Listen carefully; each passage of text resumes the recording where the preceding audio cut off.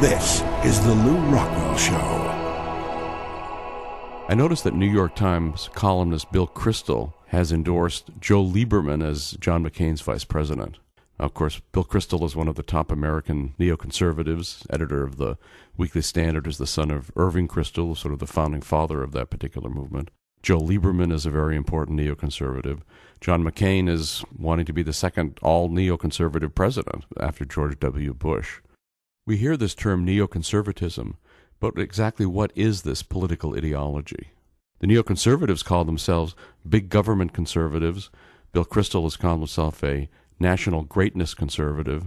This was after a famous article in his magazine, The Weekly Standard, urging vast new federal public works projects, all just as expensive as possible, just as huge as possible, just as impressive as possible to, well, I don't know, spend a lot of money and impress the American people with the power and the glory of the state, impress indeed the whole world with the power and glory of the American state.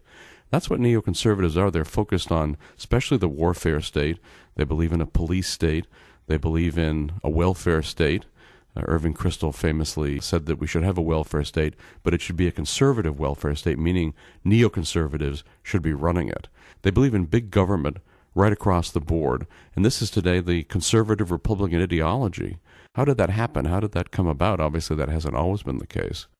Neoconservatism began probably with Irving Kristol, who was a Trotskyite in his youth, and there's always been a Trotskyite aspect to the neoconservatives in terms of wanting a permanent revolution. Now, in their case, it's not a permanent communist revolution in the sense of the head of the Red Army, Leon Trotsky, but they want a permanent democratic revolution, which means imposing what they call democracy on the rest of the world at the point of a gun or at the point of a bomb. And of course, by democracy, it actually means U.S. government control. It doesn't actually mean elections, because, of course, if the wrong people win the election, as happens sometimes, that's not democratic.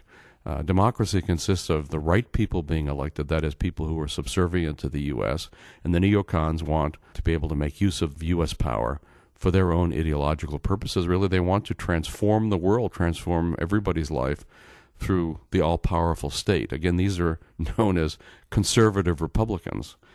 The neoconservatives were the key intellectuals and the key public propagandists in lying us into war in Iraq, in the Afghan war. Now they're beating the drums for war in Iran. They also want, at least a Cold War on Russia. They want perpetual war, and they want especially war in the Middle East.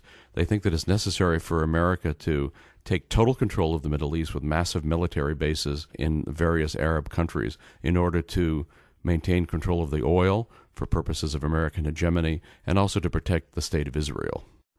Another important founding father of the neoconservative movement was Norman Podhoretz. Both he and Irving Kristol are still around. Podhoretz wrote a famous article in the late 1960s in Commentary magazine, of which he was then editor. And by the way, his son today is editor of that same magazine.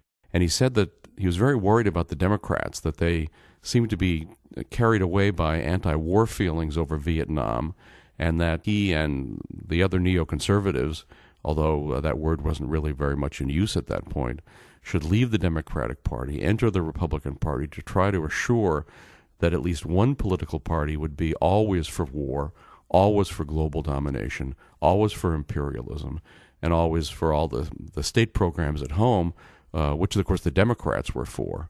And indeed, the neoconservatives, before they entered the Republican Party, tended to be what was called at that time Scoop Jackson Democrats. Scoop Jackson was a senator from the state of Washington, a conservative Democrat. A conservative Democrat, as also in the case of Joe Lieberman, means being for big spending, big government, right across the board in every sense, in terms, again, of the police state, the warfare state, and corporate welfare as well as social welfare. In other words, the worst possible ideology you can think of in the American context.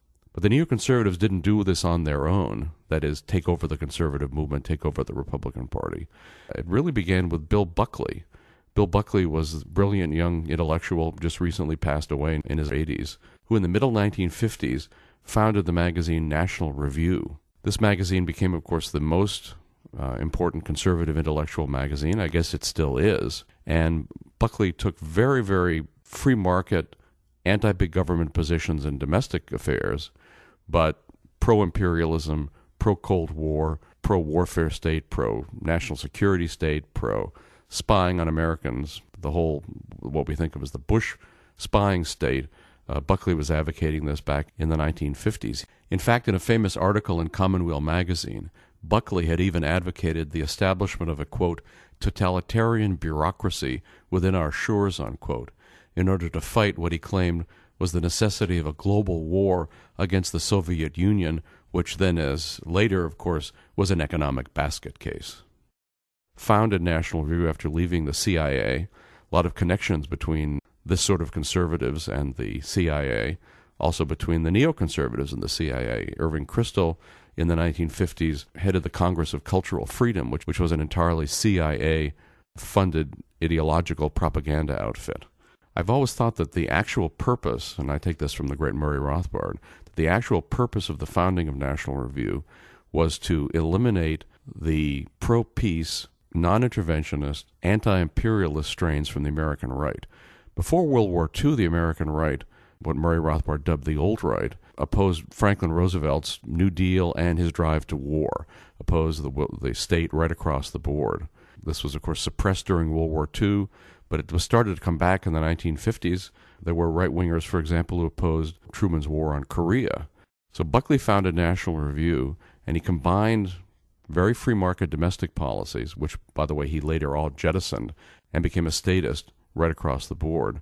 But in those early days, in order to entice right-wingers into supporting the warfare state, he made this combination. And he did indeed succeed, whether it was the people who would, a lot of the old right intellectuals had gone by this time. They were elderly or they died. But those who hadn't died, men like John T. Flynn and Frank Chodorow, Buckley succeeded in marginalizing. In politics, Bill Buckley carried out his agenda through the Goldwater movement. In 1960, Barry Goldwater was a candidate for president. In 1964, he was the Republican nominee. He enticed a lot of libertarians, and certainly in domestic policies, he was as great as anybody before Ron Paul. He talked about abolishing the TVA. He talked about abolishing other socialist federal programs. He wanted to make Social Security voluntary. He wanted to have the divided sovereignty that Jefferson had envisioned so that the states would have powers independent of the federal government. He also opposed the 1964 Civil Rights Act, which, whatever the good intentions of some of its proponents, banned freedom of association and freedom of contract in important areas of American commercial life. However, in foreign policy, he was a mega warmonger. He joked about tossing atomic bombs into the men's room of the Kremlin. He was for the U.S. battling the Soviet Union in hot wars that might indeed turn into nuclear wars. And the Goldwater movement had a huge effect in also transforming the American right, and again purging, and certainly this happened by 1964, with the exception of Murray Rothbard and a few of the rest of us, purging the conservative movement of anybody who was not a warfare statist, a global hegemonist, an imperialist. Now, at the time, I just loved Barry Goldwater. I was active in those campaigns. I was a donor to the campaigns. Gave a lot of money by my standard of living at that time. But I've come to the conclusion subsequently that the whole thing was a trick, a Buckleyite trick. In 1952, Barry Goldwater gave a famous speech to the Republican National Convention saying, "Look, we have to accept the New Deal and the Fair Deal of Harry Truman. We cannot seek to overturn any of these great social advances. We just have to move on from here and be modern Republicans and talk about how we can govern better than the Democrats." After the 1964 election, Barry Goldwater became just sort of a standard warfare state, welfare state Republican. It was only when he was running for president in the run-up to 1960 and then through 1964 that he had any different ideas. Was the whole thing a trick? Maybe not. My own suspicion is that it was.